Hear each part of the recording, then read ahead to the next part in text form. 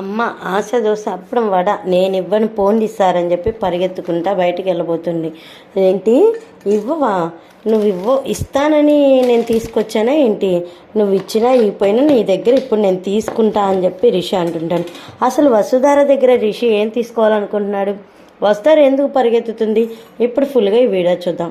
Video నచ్చితే తప్పకుండా like చేయండి, సబ్స్క్రైబ్ చేసుకోవడం అస్సలు మర్చిపోకండి. వీడియో స్కిప్ చేయకుండా చూడండి, చాలా చాలా బాగుంటుంది అనమాట. సో లేదు చెక్కుని వీడియోలోకి వెళ్ళిపోదాం. వస్తారకైతే మాటిస్తాడు రిషి, ఇంకెప్పుడు నేను నిన్ను బాధ పెట్టను, మన ఇద్దరికి ఇప్పటికే ఎడబాటు అయిపోయింది వసుధార, మనం ఇంకా ఎప్పుడు విడిపోకూడదని నాకు మాట ఇవ్వి వస్తారా అని చెప్పేసి రిషి అంటుంటాడు. వస్తారైతే కాలేజీ గురించి మీరేం ఆలోచించారు సార్ అని వస్తారా అడుగుతుంటుంది. చూసావా మళ్ళీ కాలేజీ గురించి అడుగుతున్నాను, నేను నీకేం చెప్పాను, నువ్వు మళ్ళీ ఏం అడుగుతున్నావు నన్ను అని చెప్పేసి వస్తారా అంటూ ఉంటుంది. ఇంకా ఆ మాటకి రిషి అయితే ఏం చెప్పారు సార్ మీరు నాకు అని చెప్పి వస్తారా అంటుంటుంది. మరి కాలేజీ గురించి ఎందుకు అడుగుతున్నావు? నేను చెప్పాను కదా కాలేజీ విషయం చిన్నగా ఆలోచిస్తాను, ఇప్పుడు నేను ఎందుకు తీసుకొచ్చానో తెలుసా, నాకు ఒకటి ఇవ్వవా వస్తారా అంటుంటాడు. ఏంటి సార్ ఇచ్చేదంటే, అమ్మ దొంగ, నీకు అన్నీ తెలిసి కూడా తెలియనట్టు ఉంటావు, ఎందుకో చెప్తావా కొంచెం అని ఇంకా రిషి అడుగుతుంటే, ఏంటి సార్ మీరు అడిగేది? నాకైతే ఏం అర్థం కావట్లేదు, మీరు ఏం అడుగుతున్నారు, ఏమి అడుగుతున్నారో నాకు అర్థం కావట్లేదు అని వస్తారు అంటుంటుంది. నీకు అన్నీ అర్థమై కూడా నీకేం అర్థం కాదని యాక్టింగ్ చేస్తావు పొగరు, అదే నాకు నచ్చింది అని చెప్పి రిషి అంటుంటాడు.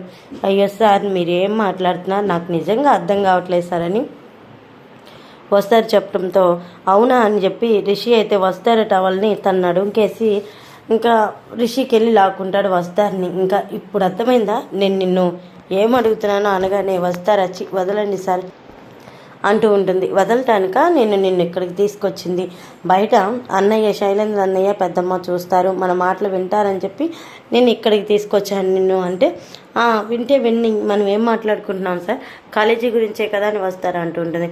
కాలేజీ గురించే, మన ఇద్దరం మధ్యలో చేసుకునే చిన్ని చిలిపి పనులు కూడా ఉంటాయి కదా అనగానే, చిలిపి పనుల అవేంటి సార్ అని వస్తారా అంటూ ఉంటుంది. ఇంకా ఏంటియో నేను చెప్తాను కదా అని చెప్పేసి రిషి వస్తాను దగ్గర లాక్కొని, చూడు పొగరు, ఈరోజు ఏంటి నువ్వు ఇంత అందంగా రెడీ అయినట్లున్నావు, రెడీ అవ్వకపోయినా నాకేందో అందంగా కనిపిస్తున్నావు అని చెప్పి అంటూ ఉంటుంది. అవునా సార్, నేను ఇంకా జడ వేసుకోలేదు, బొట్టు పెట్టుకోలేదు, మీకు నేను అందంగా కనిపిస్తున్నానా అని చెప్పేసి రిషితో వస్తారా అంటూ ఉంటుంది. అవును వస్తారా, ఈరోజు నాకేంటో నువ్వు ప్రత్యేకంగా కనిపిస్తున్నావు, ఒక ఉమ్మ ఇవ్వ అనగానే, ఏంటి సార్ నేను ఇవ్వను అని చెప్పేసి వస్తారా అంటూ ఉంటుంది. నువ్వు ఎలా ఇవ్వో నేను చూస్తాను, నువ్వు ఇచ్చే తీరాల్సిందే అని చెప్పేసి రిషి అయితే వస్తారని గట్టిగా పట్టేసుకొని దగ్గరికి లాక్కుంటాడు. ఏంటి సార్ మీరు మరి గొడవ చేస్తున్నారు చిన్నపిల్లల్లాగా, నేను ఇవ్వనని చెప్పాను కదా అని వస్తారు అయితే పరిగెత్తూ ఉంటుంది. ఇంకా రిషి అయితే వస్తారని బయటికి పోనీకుండా డోర్లు అయితే వేస్తాడు. డోర్లు వేసి, ఇప్పుడు పరిగెత్తు, ఎక్కడికి పరిగెత్తుతావో అని చెప్పి డోర్ అయితే లాక్ చేస్తాడు. సార్ ప్లీజ్ సార్ వదలండి సార్, కాలేజీకి టైం అవుతుందని వస్తారు అంటూ ఉంటే, అయితే నువ్వు నేను అడిగింది ఇచ్చి అప్పుడు కాలేజీకి బయలుదేరు, నేను వస్తాను కదా కాలేజీకి అని రిషి అంటుంటాను.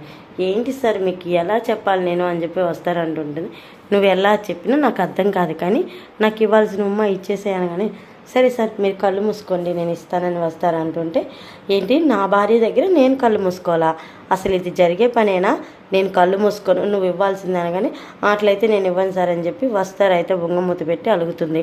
ఇంక రిషి అయితే ఇంకా వస్తారా కోసం మరి కళ్ళు మూసుకుంటారా లేదా అనేది నెక్స్ట్ వీడియోలో చూద్దాం. చూసారు కదండి, వీడియో నచ్చితే తప్పకుండా లైక్ చేయండి, సబ్స్క్రైబ్ చేసుకోండి అస్సలు మర్చిపోకండి. మరొక వీడియోతో మళ్ళీ కలుసుకున్నంత వరకు బాయ్.